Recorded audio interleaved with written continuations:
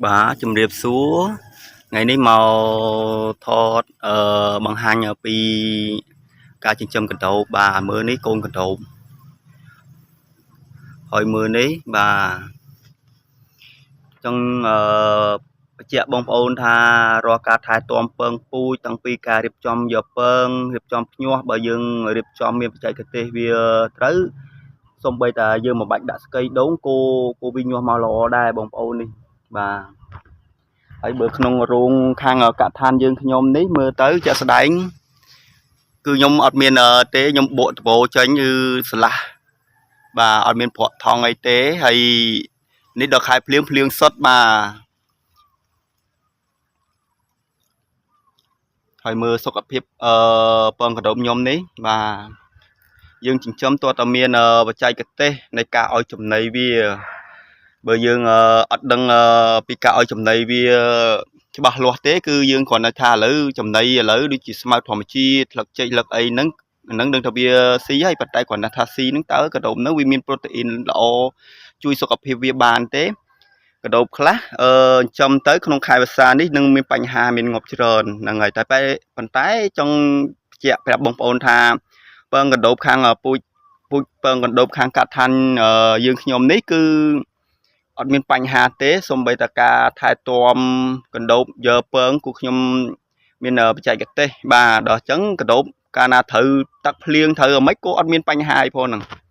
បាទនេះខ្ញុំថតកន្លែងជាក់ស្ដែងត្មងនេះមើលមានប្រអីទាំងអស់ហ្នឹងហើយមើលកដោបហើយនេះមើលខ្ញុំមានដែរបច្ចេកទេសខ្ញុំអត់មានបាច់ប្រើស្កីដូងមិនគុំបានណានេះមើលនេះឡើងស្កាសហ្មងហ្នឹងហើយនេះ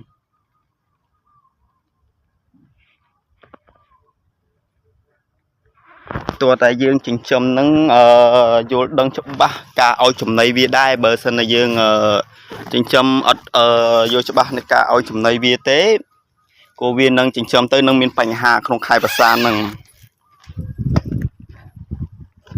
ហើយនេះខ្ញុំចាប់កដោបសាច់អស់ហើយនេះគួរចាប់ថ្ងៃហ្នឹងចាប់អស់ហើយបាទហើយនេះ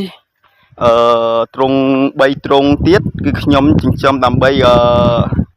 សម្រាប់យកតែពងពូជទេបាទនេះបងប្អូននេះមើលសុខភាពវានេះខ្ញុំចិញ្ចឹមយកតែពងពូជបាទអត់ចាប់យកកដោបសាច់ទេរួចមើលចំណីរបស់វាដែលមានធាងជ័យមានអីទេក្នុងខែវស្សាអញ្ចឹងបានខ្ញុំចង់បញ្ជាក់បងប្អូនថារាល់ចំណីដែលត្រូវឲ្យកណ្ដូបស៊ីជួយសុខភាពវាឲ្យរឹងមាំនោះវាគ្មានអីត្រូវពិបាកអីប្រហែលទេហើយក៏មិនបាច់ទៅចំណាយលុយទិញថ្នាំទិញស្អីអីក៏អស់ឲ្យច្រើនដែរបាទហើយមើលរោងទៅបងប្អូននេះមើលមានប្រក់ណាទៅពេលឡនអញ្ចឹងបាទខែភ្លៀងចឹងជ្រុំប្រហែលថ្ងៃក៏អត់មានបញ្ហានឹងគ្រាន់តែខ្ញុំចង់បង្ហាញប្រាប់បងប្អូនខ្លះពីចំណុចនៃការចិញ្ចឹមកណ្ដូបដើម្បីធ្វើម៉េចជៀសវាងនៃការកណ្ដូបងាប់បាននោះមើលទៅបងប្អូននោះនេះបាទនេះជាទ្រុងដែលខ្ញុំចិញ្ចឹមអត់បញ្ចេញកណ្ដូបសាច់ទេគឺខ្ញុំចិញ្ចឹមយកពងទេបាទពងពូជដើម្បីទុកគប់គង់លក់អតិថិជនបងប្អូនអាចជាវបានពងពូជពីខាងខ្ញុំធានាគុណភាពសុខភាពពងកណ្ដូបឲ្យបាទហើយខ្ញុំអត់មានទៅចំណាយអីលុយទិញតង់ខ្លាតង់អីច្រើនទេមិនបាច់ទេមើលទៅដបោបាទអត់មានប្រក់អីសុទ្ធបាទមានតែប៉ុណ្្នឹងទេបងប្អូន